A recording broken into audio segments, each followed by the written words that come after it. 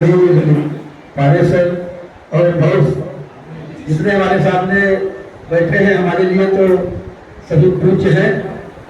हम सभी के चरणों में उनका चरण वंदन करता हूँ, अभिनंदन करता हूँ।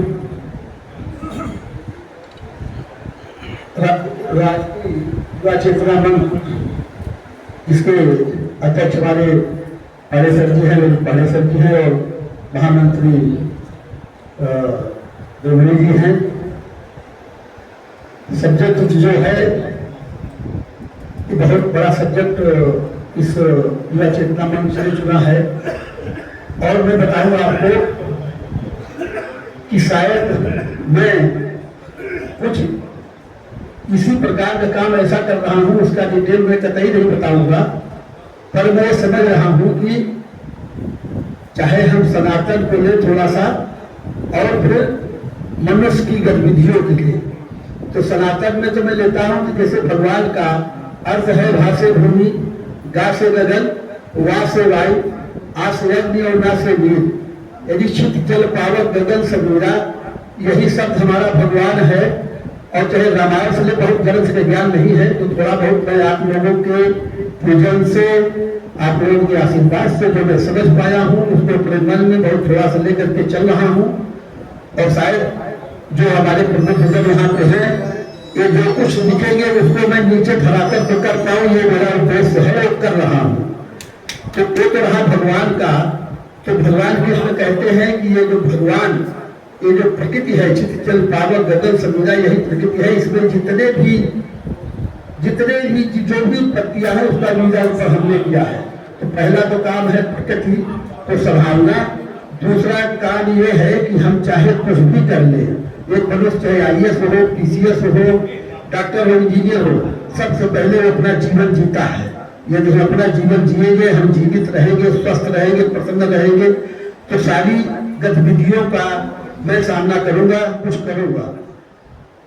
जो मैं फील्ड में देख रहा हूँ, जगह जगह देख रहा हूँ, उसमें मैं केवल ये पा रहा हूँ कि मनुष्य की प्राण का गुजा मैंने पाया। भूखा प्यासा आदमी क्या करेगा? केवल अपनी भूख मिटाएगा और उसके अलावा कुछ नहीं कर सकता है। यदि उसकी भूख मिट गई, यदि मान लीजिए कुछ नहीं आपके पास, केवल सड़क पे है, तो किसी तरीके से आप अपनी भूख मिटाएंगे। यदि कहीं भूख मिट गई तो दूसरा काम आपका ये होगा कि आप कहीं आराम करें। और मान लीजिए दोनों काम हमारे पास प्रभु ने दे दिया, हमारे रहने का मकान है और खाने के लिए अनाज है, तो तीसरा काम हम परिवार बनाते हैं। और ये काम तो देखिए प्रभु जी ये जानवर भी कर रहा है, ये जानवर कर रहा है यही काम। वो खाता है, कूद के पीता है, सब कुछ करता है, आराम करता है, बच्चे बनाता है। और मैं जो समाज में जगह जगह मनुष्य दो काम और करता है, जो मनुष्य है, एक होता है सेल्फ रिस्पेक्ट, जिसे कहते हैं आत्मसम्मान। आत्मसम्मान में आप सभी सम्मान व्यक्ति हमारे सामने बैठे हैं। उसकी परसेंटेज जो मैं गांव का सर्वे मेरा है, उसमें मैंने केवल हमारा ख्याल से 5-7% में पाता हूँ कि जो सेल्फ रिस्पेक्ट वाले हैं, पंडित जी हैं, प्रधान जी हैं, डॉक्टर साहब, इंजीनियर साहब, कलेक्टर साहब, ये सब वो बेचारे जूझ रहे हैं। 8-10% लोग ऐसे बैठ के हम सब जूझ रहे हैं। जो पांचवी गतिविधि है मनुष्य की, वो बहुत, उसको तो हमारे सबको सामाजिक समस्या में गुरु जी जोड़िएगा। ये आत्मबोध, सेल्फ एक्चुअलाइजेशन, पांचवी मनुष्य की गतिविधि है सेल्फ एक्चुअलाइजेशन, यदि आत्मबोध। मान लीजिए आपका सब कुछ हो गया, ईश्वर ने बच्चे भी, सब समाज, आपका सब कुछ है। बहुत लोग मैं देख रहा हूँ आत्मबोध से भगवान को प्राप्त करना है। आत्मबोध हमारे गुरु जी आत्मबोध की ही बात है। ये जो आप मैनेजर से बच्चे हैं, सब कुछ है, लेकिन आत्मबोध में ये लाए हैं सब्जेक्ट सामाजिक समस्या क्या हो। पर अब थोड़ा सा पुरानी बात कही, भगवान की बात हो गई, मनुष्य की बात हो गई, तो हम 80-90% तो लोगों को अब आदमी समझ ले कि हम क्या कर रहे हैं। अपना खाया पिया, सोया, आराम किया, बच्चे बनाए, किसी को कोई परवाह ही नहीं है। तीसरे की कोई सोच ही नहीं रहा है, कोई इंसान नहीं सोच रहा है। भाई मैं बता रहा हूँ आपको, पहले क्या था, कड़ाही की सब्जी में खाने वाले नहीं रहता था। हम लोग खाने, हमारे पास खाने में, क्षत्रिय हूँ यार, हमारे पास खाने नहीं था।